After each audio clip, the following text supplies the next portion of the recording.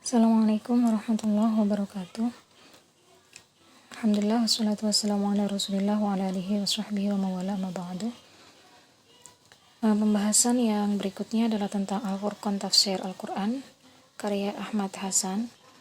Yang saya share di sini adalah edisi asli terbitan pertama saat tafsir Al-Furqan ini selesai ditulis, yang dibantu oleh Sa'ad Nabahan sebagaimana sudah disampaikan pada prolog pembukaan kitab ini.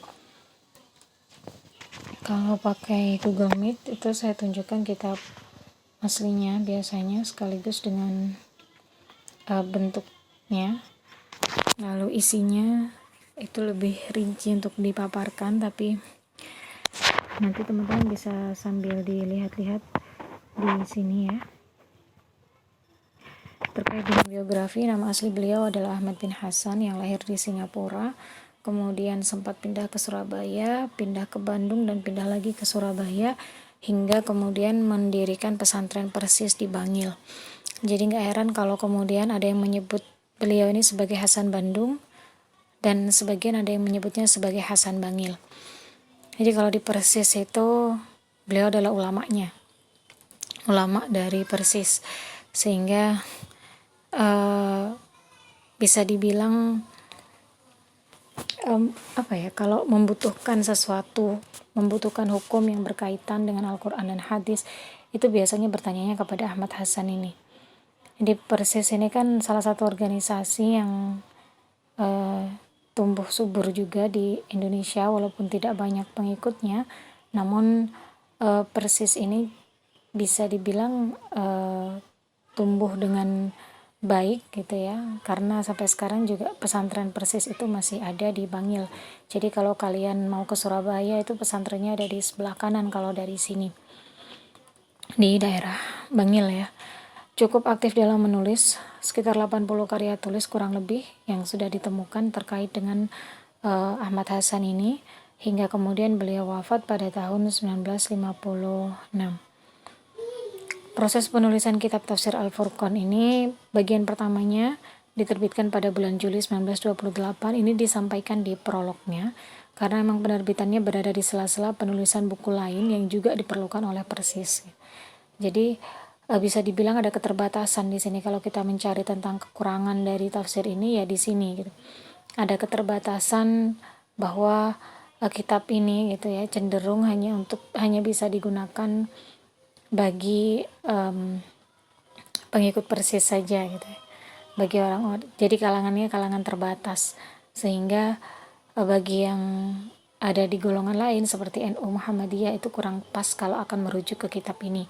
Makanya kemudian kitab ini juga kurang famous di kalangan akademisi tafsir gitu ya, kurang populer.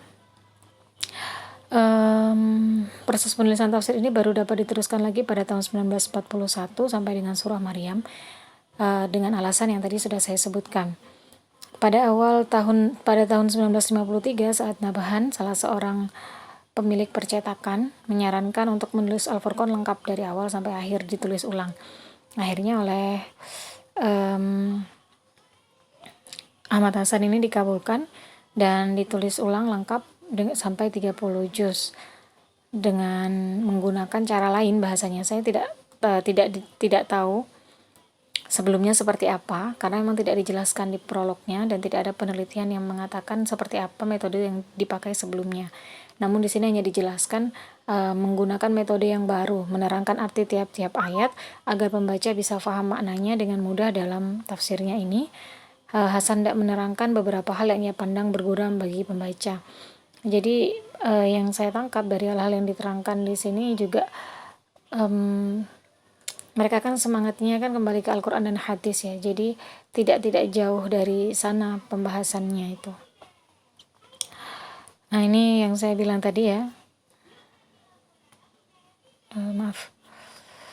Nah ini adalah halaman awalnya, pendahuluan atau prolognya dari Ahmad Hasan sendiri, bahwa di sini dia menerangkan kitab karangan saya yang mula-mula terbit ialah bahagian pertama dari tafsir Al-Furqan pada bulan Muharram 1347 atau Julai 1928. Karena pada saat itu emang masih menggunakan masih ada percampuran antara bahasa Indonesia dengan bahasa Melayu ya. Jadi belum murni, memang saat itu sudah mengikuti EYD, namun EYD yang pada saat itu. Sekarang kan kita sudah nggak pakai EYD ya, penulisan yang kita pakai sekarang itu berlandaskan kepada PWB atau Pedoman Umum Ejaan Bahasa Indonesia yang sudah diresmikan oleh Menteri Agama sejak tahun 2015 lalu. Pada saat itu, Menteri Agama, Mendikbud, Menteri Pendidikan dan Kebudayaan pada saat itu. Lantaran penerbitannya diselang-selangi dengan beberapa kitab yang dianggap perlu oleh anggota-anggota Persatuan Islam. Nah, di sini dia menyebutkan ya bagaimana concernnya dia terhadap Persis, bagaimana dia cukup berdedikasi untuk kepentingan Persis. Maka pada tahun 1941 baru dapat disambung sampai surah Maryam. Pada tahun 1953 Tuan Saad Nabahan meminta saya untuk berhenti sampai di sini dan tulis semula Al-Furqan dari awal sampai akhir. Dan ia sanggup menerbitkannya dengan lengkap 30 juz. Saya telah tulis kembali dengan cara lain. Nah, tidak disampaikan ya dulunya caranya seperti apa, tetapi langsung hanya menyampaikan saya tulis kembali dengan cara lain. Yaitu yang saya pentingkan dalam tulisan baharu ialah menerangkan RT. Jadi kalau sekarang arti, dulu itu EYD-nya RT. Tiap-tiap ayat supaya pembaca bisa paham maknanya dengan mudah. Adapun buat RT yang bercabang dari sesuatu ayat atau sesuatu tafsiran, maka saya persilakan pembaca ke lain tafsir. Dalam tafsir artinya gini, kalau baginya itu misalnya apa yang dia sampaikan di sini itu kurang pas bagi pembaca, maka boleh melihat kepada tafsir yang lain, merujuk kepada tafsir yang lain. Dalam tafsir ini saya hendak terangkan beberapa perkara yang saya pandang akan berguna bagi pembaca tafsir ini dan lainnya. Bangil, jadi ini ditulis di Bangil ya, diselesaikan di Bangil 26 April 1950 berapa ini ya, tidak jelas ya, ada di kitabnya ada di mobil, nanti saya lihatkan. Ini jadi di depan itu juga ada beberapa pasal, nanti akan saya fotokan pasal-pasal yang lain, sekitar ada sampai 30 sekian pasal. Itu kalau saya pakai Google Meet itu gampang, tinggal nunjukin di layar saja seperti kemarin di kelas yang satunya seperti itu. Kemudian ini adalah contoh penafsirannya. Ini karakteristiknya dulu ya. Untuk karakteristik penafsiran itu tafsir Al-Furqan ditinjau dari bentuk tafsirnya menggunakan bentuk penafsiran birro'i. Sudah jelas ya kalau birro'i karena memang posisinya dia ijmali kan. Dari segi metodenya tafsir Al-Furqan ini menggunakan metode ijmali. Jadi kalau ijmali ya itu sudah pasti ro'i gitu kan. Berbeda misalnya tahlili itu baru bisa kita lihat apakah di situ cenderung ijmali, cenderung ro'i atau cenderung ma'thur. Namun biasanya ada kombinasi antara ro'i bil ma'thur, dan bahkan kebanyakan tahlili itu adalah ma'thur. Sedangkan mengenai corak ini, kecenderungan pada satu corak tertentu tidak teridentifikasi jelas karena memang posisinya. Kenapa tidak teridentifikasi? Karena di ijmali itu emang tidak bisa diidentifikasi coraknya. Bagaimana mau mengidentifikasi corak sementara tulisannya hanya sedikit gitu. Sehingga rata-rata memang bukan rata-rata, ijmali itu memang tidak punya corak, bahkan menurut Al-Farmawi seperti itu gitu. Sistematika penyajian tafsir ini disusun menurut tata urutan mushaf ya, tertib mushafi dari Fatihah sampai An-Nas. Kemudian ada penampakan dalam setiap halaman tafsirnya terdiri dari teks ayat di bagian kanan, penafsiran setiap ayat atau secara ijmali terletak sejajar di bagian kirinya, sedangkan di bagian bawah terdapat catatan kaki atau footnote dari bagian ayat yang ditafsirkan. Jadi penafsirannya ya selain apa yang sudah diterjemahkan itu, sisanya itu ditaruh di footnote kayak kalian bikin makalah. Makanya kemudian tafsir ini disebut dengan tafsir ijmali karena saking ringkasnya metodenya. Contohnya ini kalian bisa di post di sini, kalian bisa lihat nanti baca sendiri ya perbedaan antara ayat dan terjemahannya milik Al-Furqan dengan yang bawah yang biasa kita pakai sekarang. Ini juga bisa di post teman-teman dan dibaca. Nah, ini adalah bentuknya. Bentuk ini scan dari Al-Fatihah. Pembukaan juz awal. Jadi tadi seperti dikatakan tadi ya, sebelah kanan adalah ayat, sebelah kiri adalah penafsiran terjemah.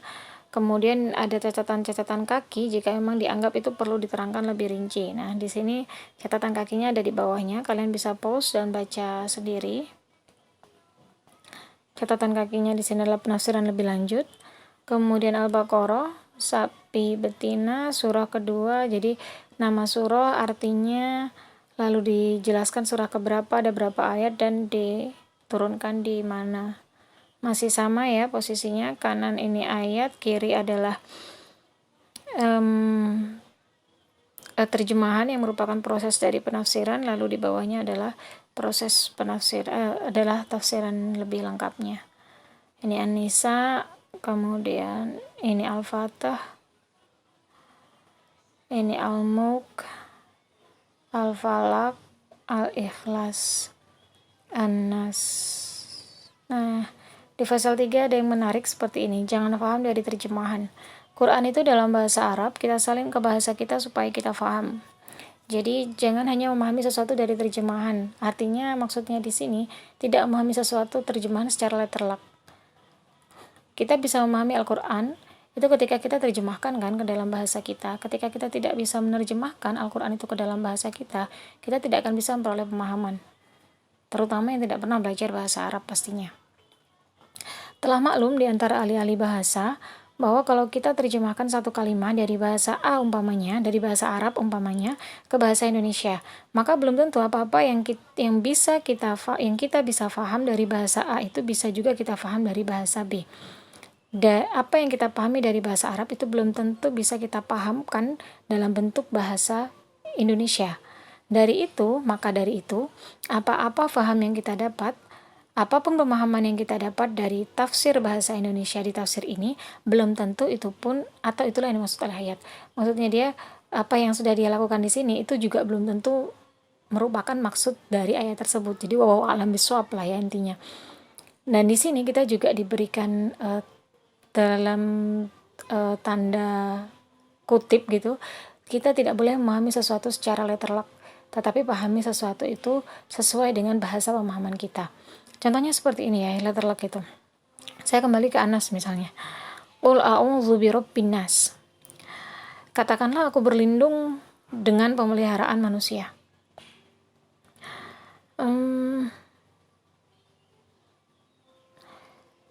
Qul katakanlah, a'udzu aku berlindung birabbi dengan Tuhan Anas manusia.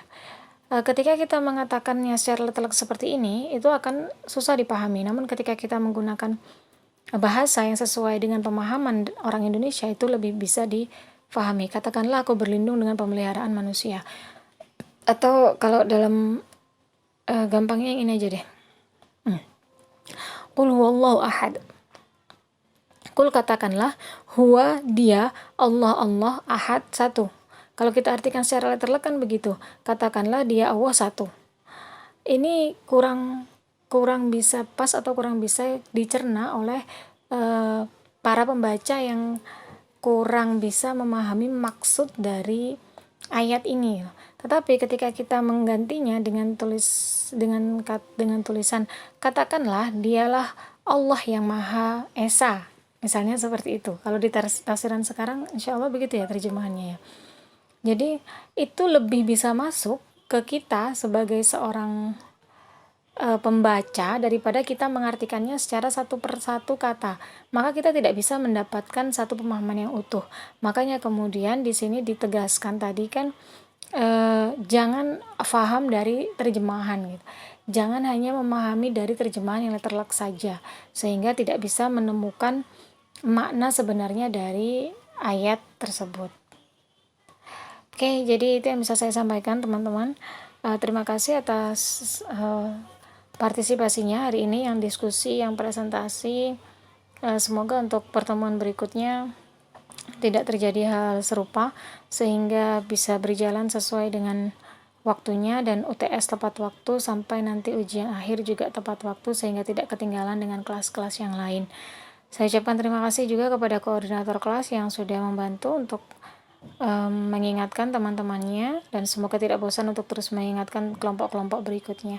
Semoga apa yang kita pelajari bermanfaat. Kurang lebihnya saya mohon maaf. Al-Ibris akan menjadi materi terakhir sebelum UTS kita. UTS siap-siap, saya akan mengadakan UTS lisan melalui Google Meet atau Zoom, nanti akan saya kabari. Kurang lebihnya saya mohon maaf. Wabillahi taufiq wal hidayah. Wassalamualaikum warahmatullahi wabarakatuh.